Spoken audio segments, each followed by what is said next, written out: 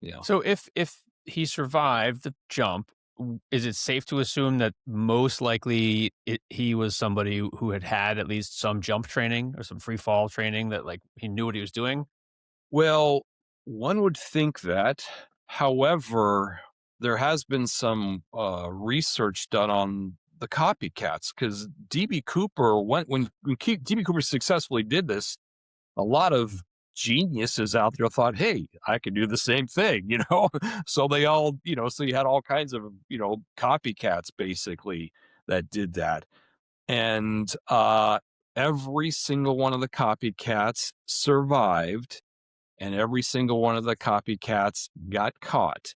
Notably, most of the copycats had never jumped before. They had never jumped before. So you just have desperate people that are just like, you know what? I'm going to give it a shot.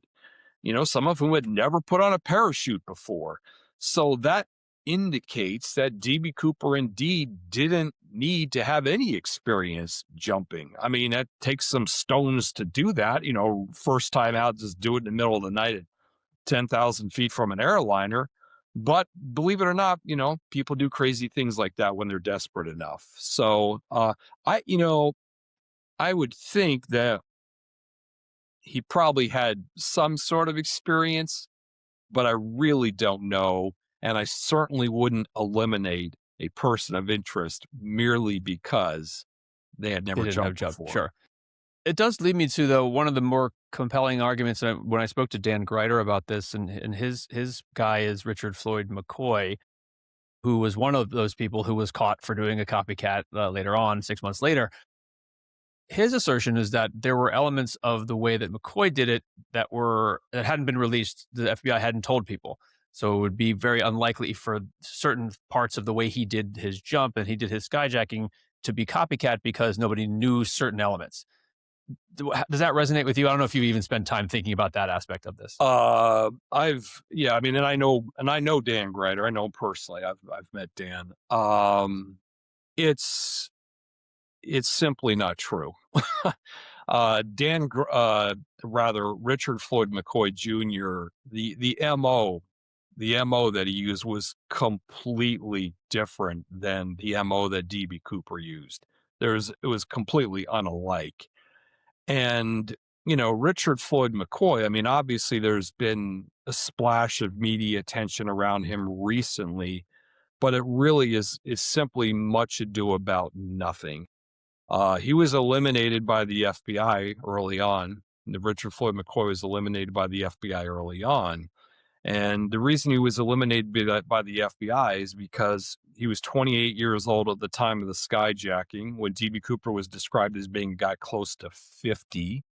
So you got a 2-decade age difference there from what the witnesses say to what he actually was. He spoke with a lisp. That is, Richard Floyd McCoy spoke with a lisp. DB Cooper did not speak with a lisp and was described as having a non-discernible American accent.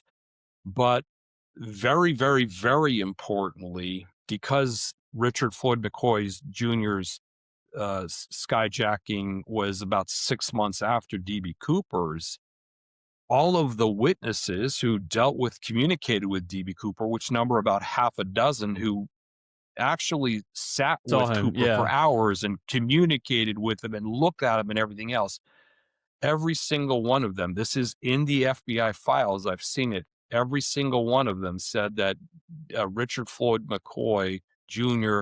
was definitely not, their words, not mine, definitely not DB Cooper. That is a very big problem if you're out there trying to convince people that Richard Floyd McCoy Jr. was DB Cooper, because all of the witness said he wasn't the guy. Moreover, finally, without dwelling on this, the parachute that was unearthed, and I have some real reservations with respect to how that thing came about, is the wrong parachute. It's well documented what type of parachute that DB Cooper jumped with. It was called a Navy back rig, a Navy back 6, an NB6. And the rig that we've seen that they presented, that Greider and family presented to the FBI, was an Air Force rig, and it has D rings and everything else. It's an obviously different rig. I mean, it's sort of like saying the bad guy fled the bank driving a Jeep, and then 50 years later you come up with a Toyota Celica and say, here's the getaway car. They're just two completely different vehicles. So you know Yeah. what I'm saying? Sure, sure. Yeah. Yeah, so that's just, those are just the cold hard facts with respect to that.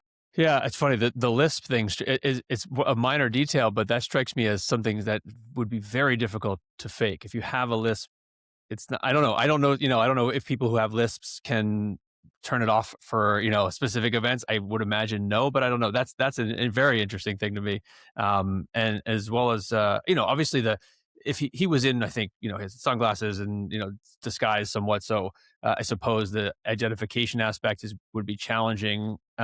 I also, but that leads me to go, how many of the people, do you know this? How many of this people that, have been theorized to be DB Cooper over the years, has there been any of them where where the flight attendants or the pilots, whoever, looked at okay, how about this guy? How about this guy? Have there been any kind of like, yeah, that could be the guy? Or has it always been like, nah, that's not him? Sure.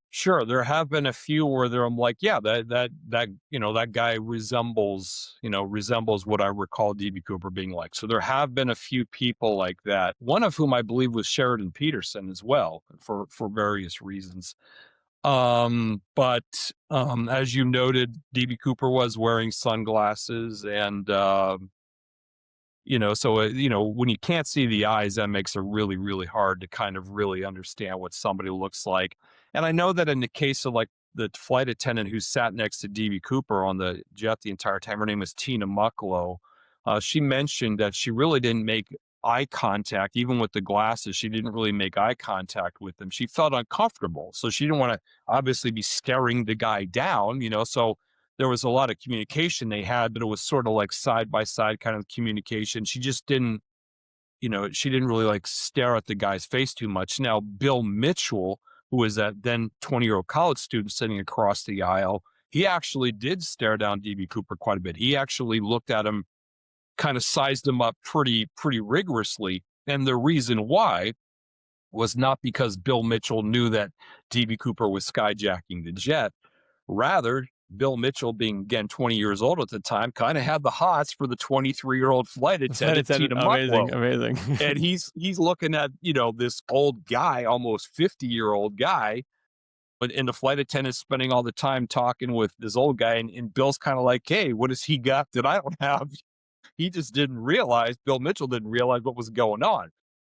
But the sort of the side benefit of that is he's kind of like sizing him up and thinking, this guy looks old. He's got a little turkey gobble and all this other kind of stuff. He was really kind of nitpicky about the guy, but it ended up serving as sort of a treasure trove of, evidence for the FBI once the jet landed in Seattle and all the passengers were let go and they walked off the plane. And this is true too.